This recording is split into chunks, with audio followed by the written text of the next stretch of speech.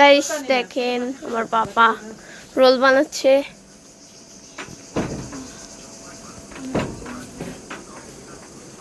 হোটেলে গেলে কত বানাইছো খুশি? হ্যাঁ আমাগো হোটেলে গেলে আমার কত বানাইছো হয়?